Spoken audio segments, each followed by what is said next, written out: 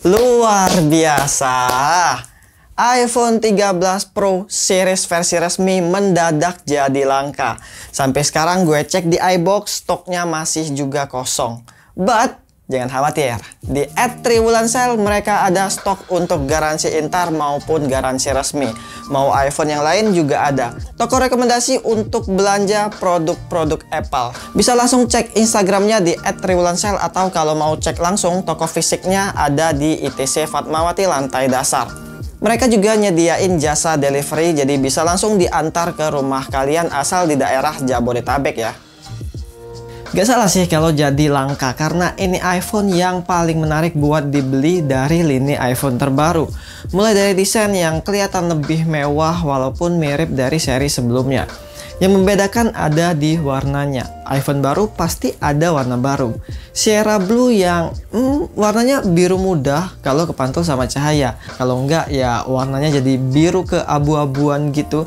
Dengan matte finish bahan kaca di bagian belakang dan glossy finish mengkilat dengan bahan stainless steel di bagian framenya. Bagian yang paling kotor kalau kita pegang, gampang nempelin sidik jari. Harus rajin dilap atau dipakein case aja lah biar lebih proteksi juga. Ukuran notch yang lebih kecil itu bagus tanpa berkurangnya sensor-sensor. Tapi sayang aja kalau nggak ada impact ke yang lain. Seharusnya bisa kali ya disempilin icon persentase baterai di samping icon baterainya. Ini enggak, malah digedein ukuran iconnya. Ngapain?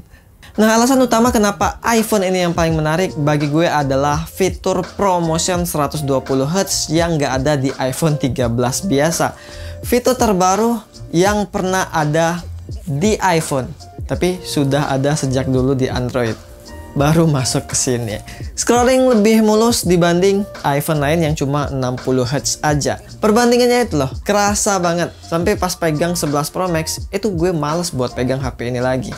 Apalagi 120Hz-nya gak bikin boros baterai berkat adaptive refresh rate yang nyesuaiin pola pemakaian kita. Kalau lagi scrolling naik ke 120Hz dan turun ke 10Hz kalau layarnya lagi statik atau lagi diam gitu. Jadinya gak running di 120Hz terus. Kalau kualitas layarnya sendiri udah paling bagus, gak perlu ditanyain lagi lah. Kualitas juara. 6,7 inch OLED Super Retina XDR 2 juta banding 1 kontras rasio, 458 ppi, support HDR10, Dolby Vision dengan meningkatnya kecerahan layar sampai 1200 nits. Ini terang banget. Sedangkan untuk proteksinya di sini ada yang baru juga ya. Sebenarnya ada juga sih di iPhone 11. Fingerprint resistant dengan oleophobic coating yang fungsinya untuk mengurangi sidik jari yang nempel. Dan ceramic shield coating yang diklaim kaca terkuat. Pernah jatuh sih sekali dari meja ini terus kepentok di bagian layarnya, tapi pas gue lihat ya masih aman-aman aja kok. Tapi tetap ya, Paman Jerry Rig bersabda, glass is glass. iPhone baru pasti chipset baru juga. A15 Bionic 5G yang lebih powerful dan efisien. Diklaim 50% lebih ngebut dari kompetitor dengan 6 cores CPU dan 5 cores GPU. Untuk versi Pro Series di sini lebih unggul juga dibanding 13 biasa yang cuma punya 4 cores GPU. 5 nanometer manufaktur dan clock speednya di 3230 MHz. Terus new ISP dan new video codec yang bakal kita bahas di bagian kameranya nanti. Kita tes performa dulu. Mulai dari skor Antutu dapat skor 730 ribuan, skor yang tinggi tapi nggak bisa dibandingkan sama Android. Karena Antutu di iOS itu cuma khusus di iOS aja. Karena pas gue lihat di ranking itu semuanya produk Apple. By the way, ranking pertamanya itu si iPad Pro M1. Lanjut tes editing di aplikasi LumaFusion, export video 1080 dengan durasi 2 menit, selesai 48 detik. Nah, gue bandingin dengan 11 Pro Max yang pakai chipset A13 Bionic. Pas pertama kali render itu lumayan beda. Lebih cepat 13 Pro Max sekitar 10 detik lah. Tapi setelah 2-4 kali gue render ulang, lagi-lagi perbedaannya tipis banget, cuma beda 1 detik doang, sama kayak pengetesan dengan iPhone 12 kemarin. Why? Seharusnya di sini dia ada gap yang jauh sih, tapi nyatanya tidak. Malah di penggunaan real life kayak buka aplikasi, multitasking dan lain-lain itu emang kerasa lebih ngebut aja, lebih was-was di 13 Pro Max. Ya mungkin 120Hz refresh rate layarnya tadi.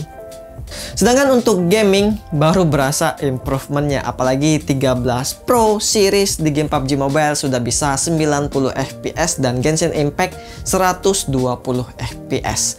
Kemarin udah gue buat video gaming testnya, buat yang mau nonton full klik link yang ada di sini.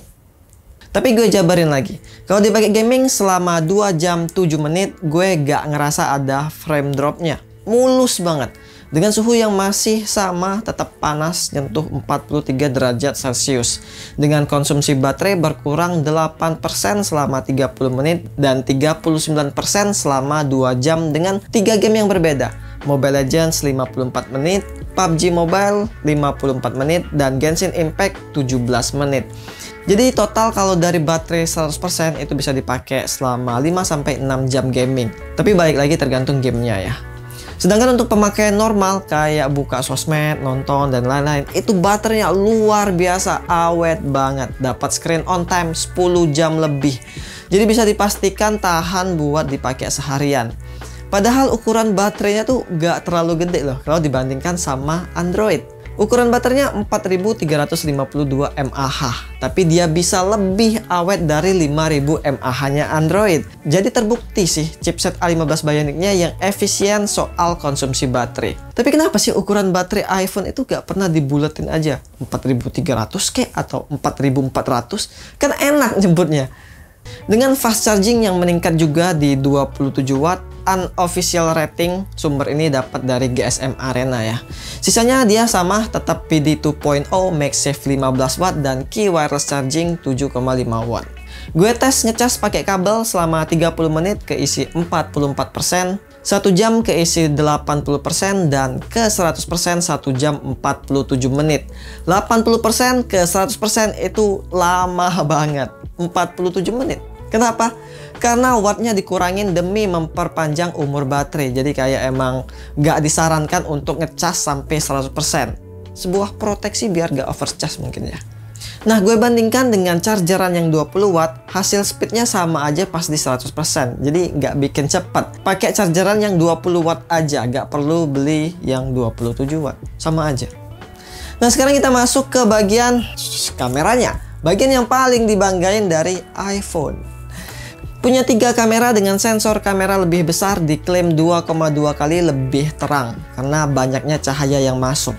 Serta ukuran frame kameranya juga jadi lebih besar, tapi secara megapikselnya ini sama aja, tetap triple 12 megapiksel. Hasil fotonya jelas lebih bagus, lebih jernih, lebih tajam, lebih minim noise, dynamic range yang lebih luas setelah di-processing. Contohnya ini deh. Sebelum dijepret itu masih kelihatan kan noise-nya di mana-mana. Tapi setelah di-processing, hasilnya jadi lebih bersih dari noise. Ada fitur baru di kameranya yaitu makro fotografi. Di iOS 15.1 ini masih switch otomatis kalau dideketin ke objek sampai sedekat ini. Bisa sampai 2 cm. Dan kualitas foto makronya itu bagus banget, paling bagus.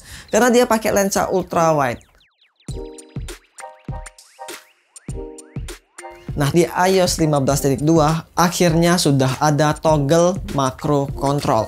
Nice, jadinya agak pindah-pindah kayak gini lagi. Lalu ada Pro RAW, format RAW layaknya di kamera profesional. Wajib banget deh pakai format RAW karena hasil fotonya ini mentah dan siap untuk diedit kayak ngatur ulang exposure, warna, dan lain-lain. By the way, ini adalah hasil foto perbandingan 11 Pro Max dan 13 Pro Max.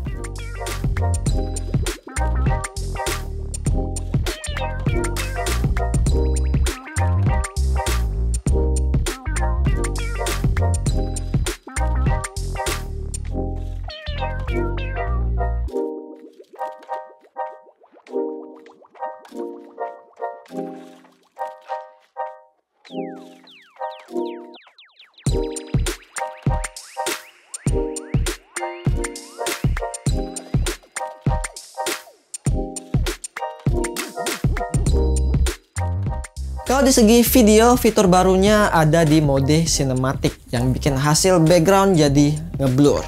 Bisa kita atur titik fokus dan aperture-nya.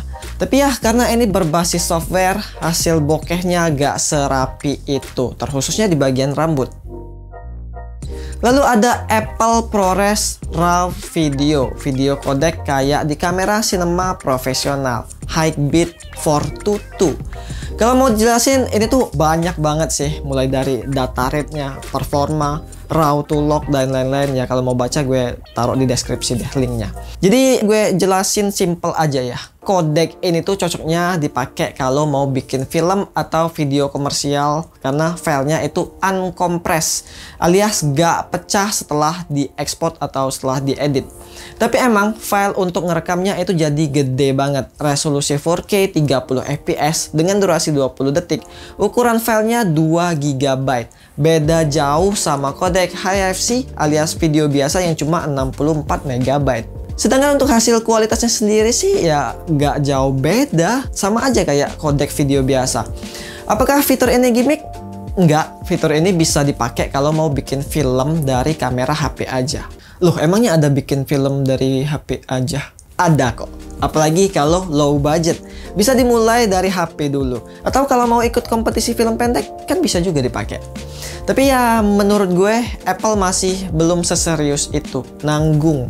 Karena nggak ada mode manual.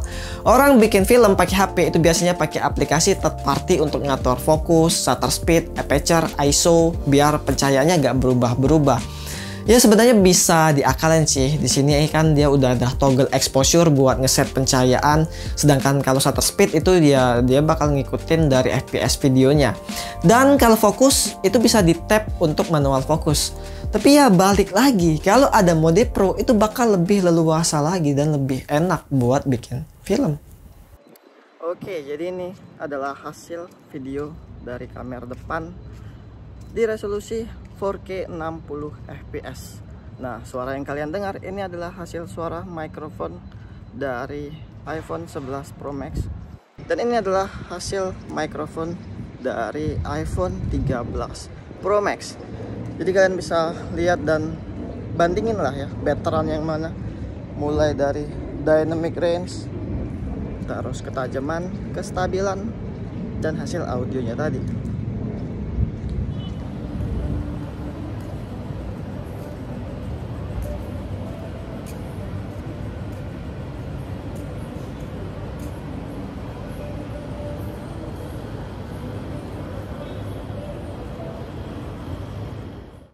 Di iOS 15 ini banyak banget fitur menarik. Yang gue suka ada live text, terus portrait mode ketika video call atau instastory, lalu ada juga mic control ketika teleponan, background sounds, dan lain-lain. Banyak lah, belum lagi di iOS 15.2. Waduh, bakal panjang videonya kalau gue sebutin satu-satu. Tapi ya dibalik fitur yang keren itu, gue nemuin beberapa bug. Kemarin sempet stuck, gak bisa buka lock screen, pas di swipe ke atas itu malah buka notif center.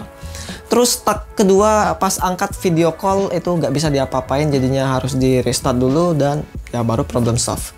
Ya seharusnya itu bisa di fix di update iOS selanjutnya. Kesimpulannya, iPhone 13 Pro Series adalah iPhone yang paling worth it untuk dibeli. Tapi kasihan HP ini jadi langka karena susah dicari untuk versi resminya. Abis stoknya pada di mana-mana ya. Tapi tenang, kalau di @triwulan sale iPhone 13 Pro Series ready stock. Jadi langsung gas aja sebelum kehabisan lagi. Terima kasih sudah menonton, gue Dayat dan sampai jumpa di video selanjutnya. Ciao. Oh ya, by the way untuk RAM-nya itu dia 6GB, beda sama 13 biasa yang RAM-nya cuma 4GB. Dan untuk minusnya sendiri itu ada di port USB yang masih pakai Lightning. Seharusnya udah pakai USB Type-C sih.